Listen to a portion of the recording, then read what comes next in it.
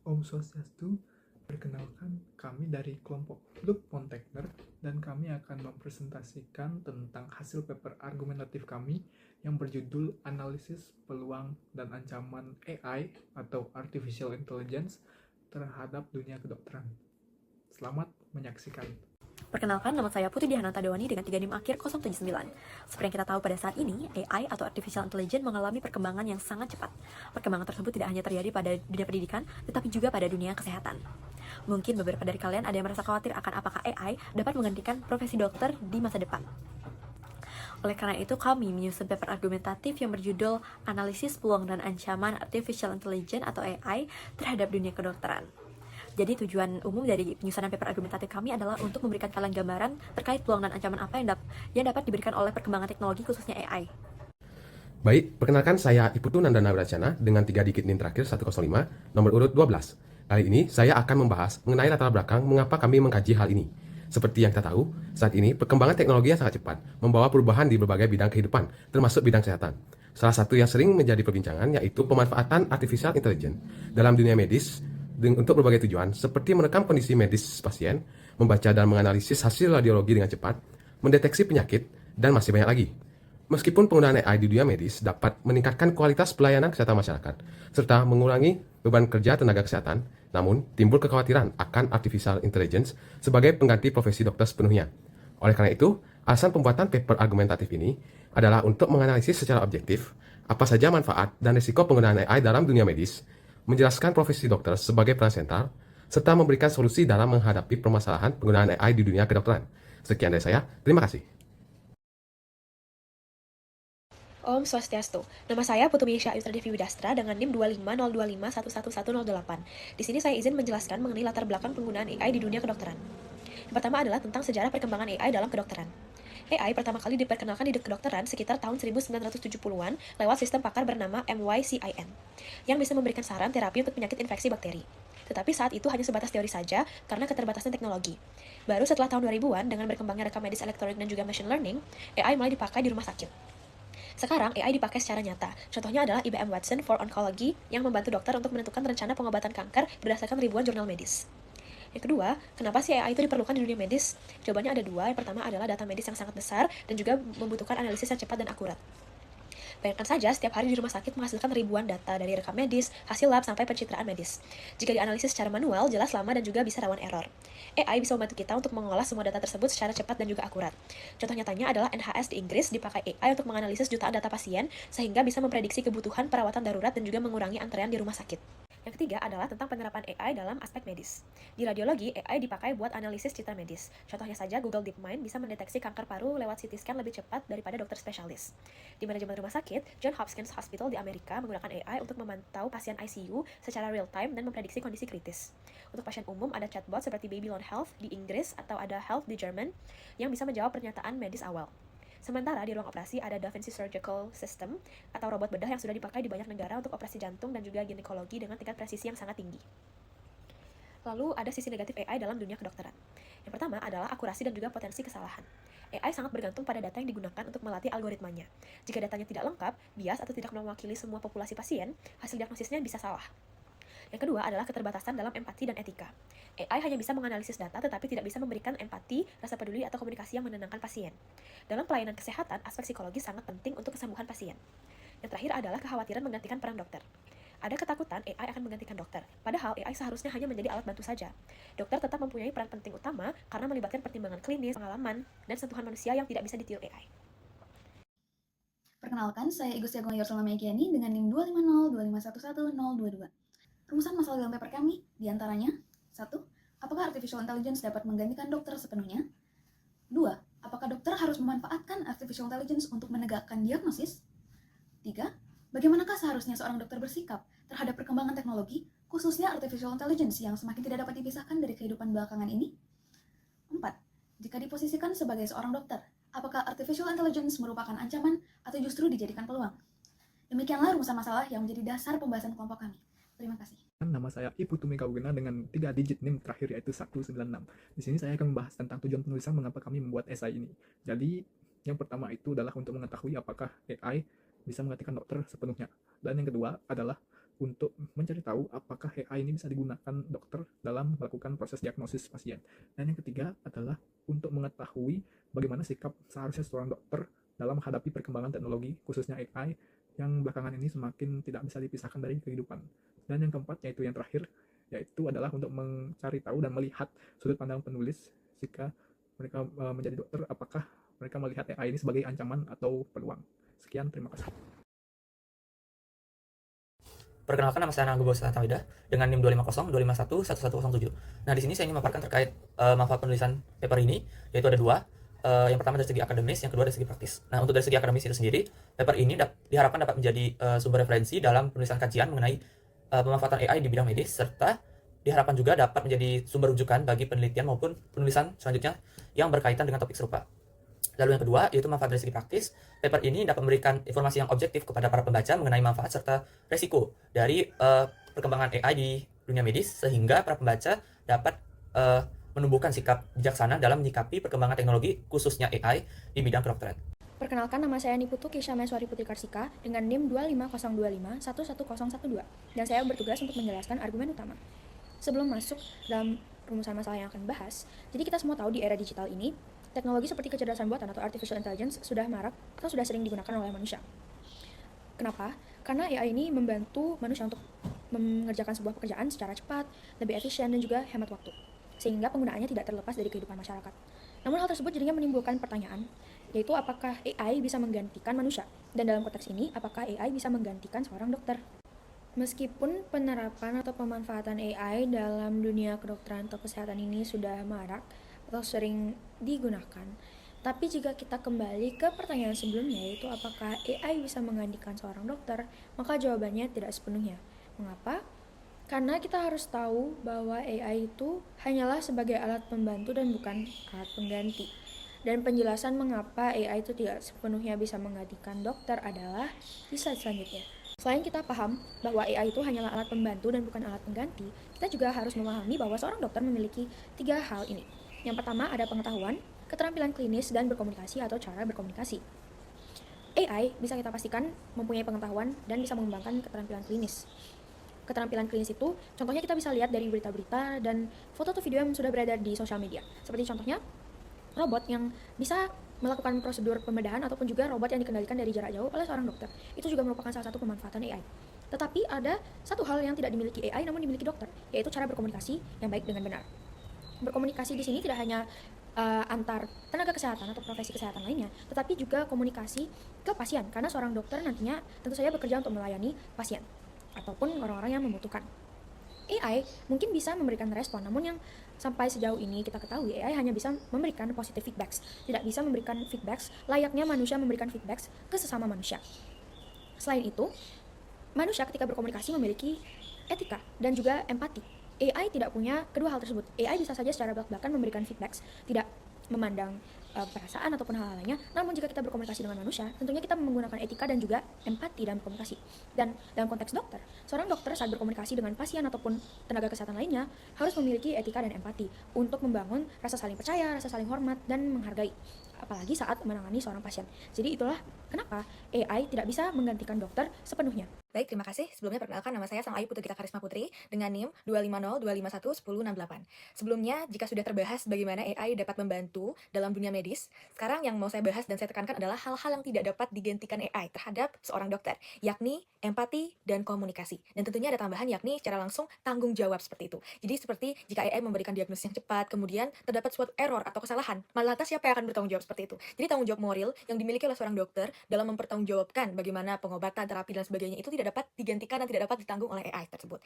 Kemudian, hal-hal yang mau saya bahas adalah bagaimana komunikasi dan empati itu penting. Contoh, ketika terdapat pasien yang datang membawa masalah, tidak hanya membawa data, tetapi juga membawa rasa takut dan cemas, kadang itu memerlukan perhatian, ataupun rasa untuk kita berempati, atau perlu ditemani seperti itu. Jadi, hal-hal seperti itu tidak dapat digantikan oleh AI. Mungkin AI bisa mendiagnosis secara cepat, tapi tidak dapat memberikan rasa nyaman atau aman itu, seperti itu.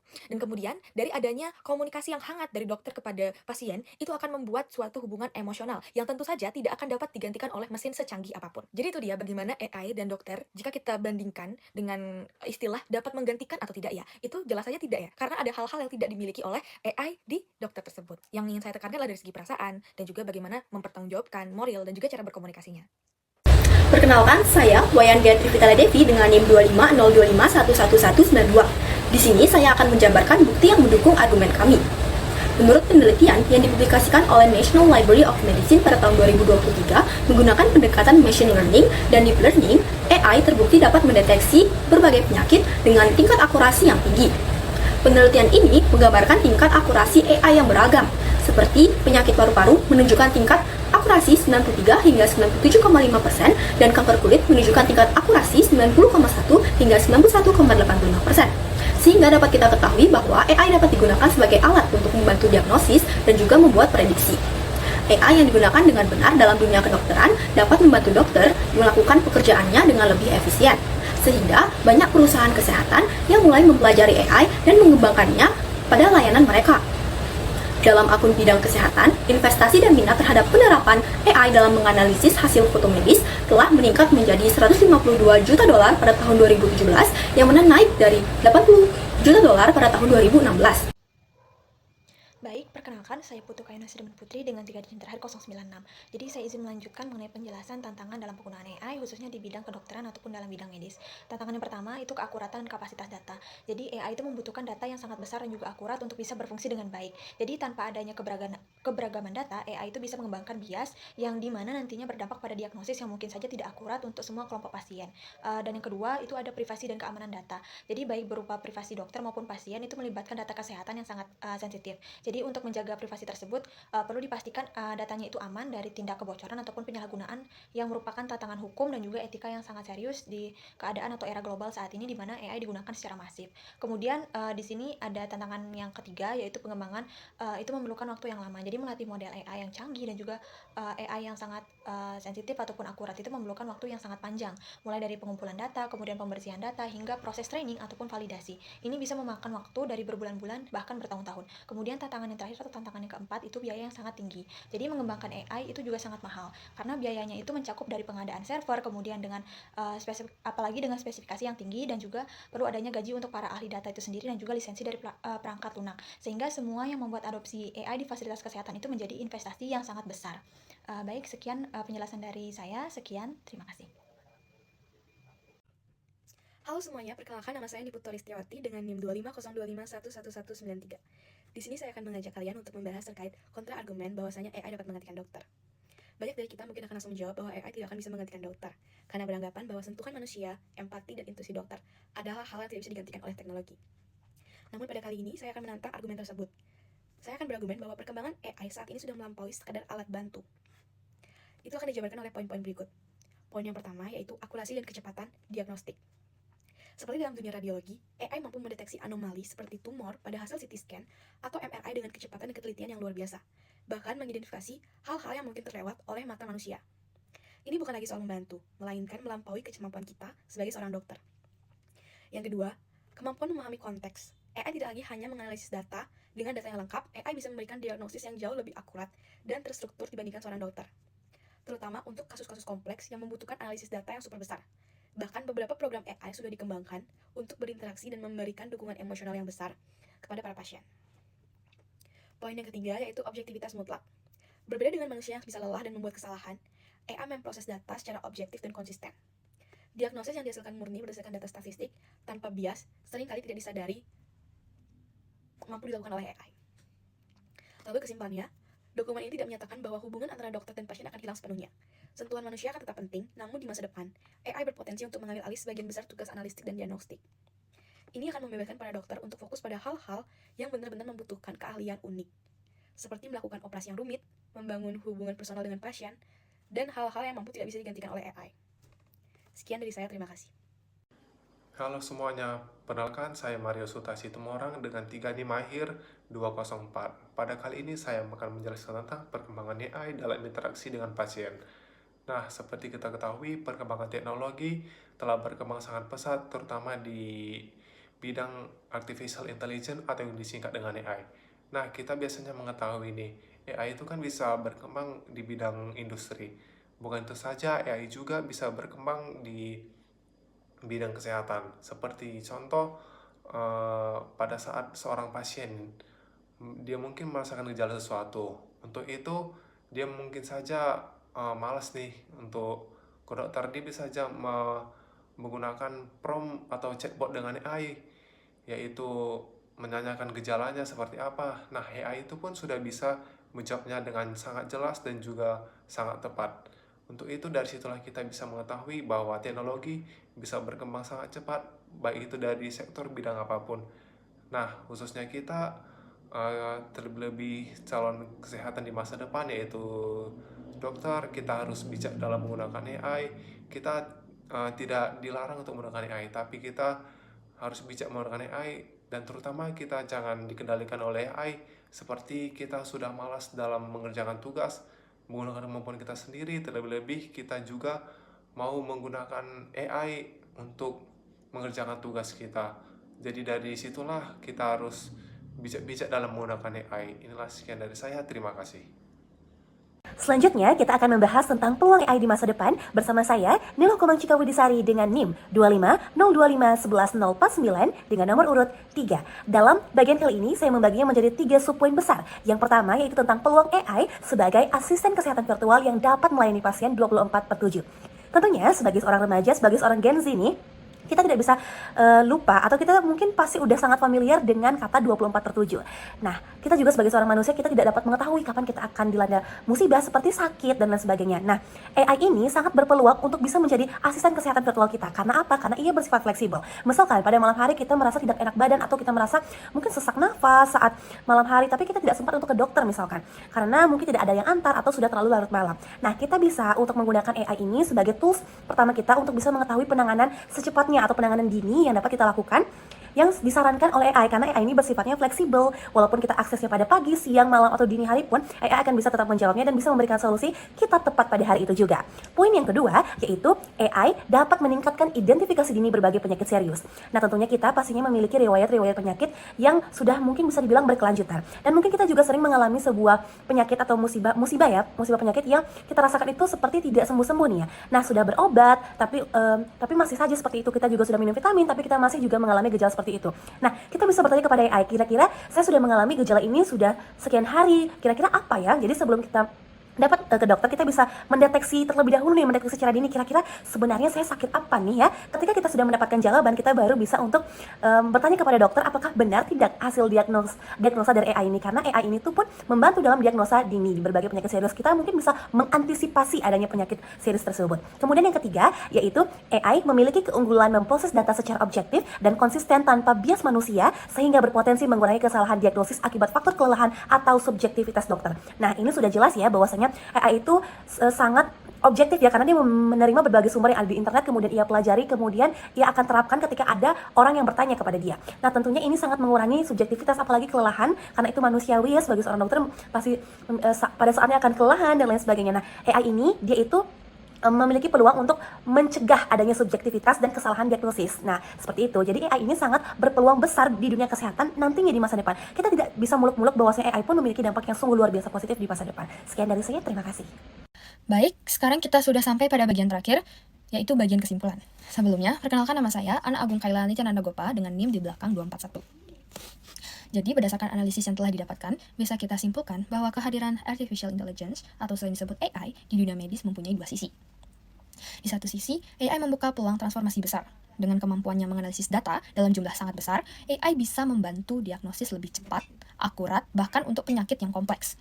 Di sini, AI bukan sekedar alat, tetapi mitra yang mendukung dokter dalam mengambil keputusan dan merancang perawatan terbaik bagi si pasien.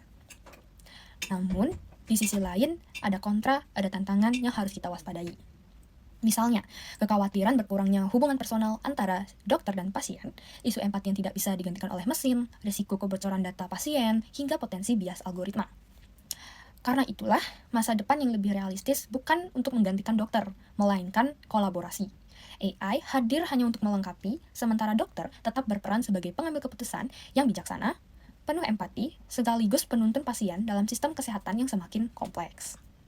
Nah, jadi pada akhirnya keberhasilan integrasi AI bukan diukur dari secanggih apa teknologinya, tapi sejauh mana AI mampu memperkuat praktik medis yang tetap berpusat pada manusia.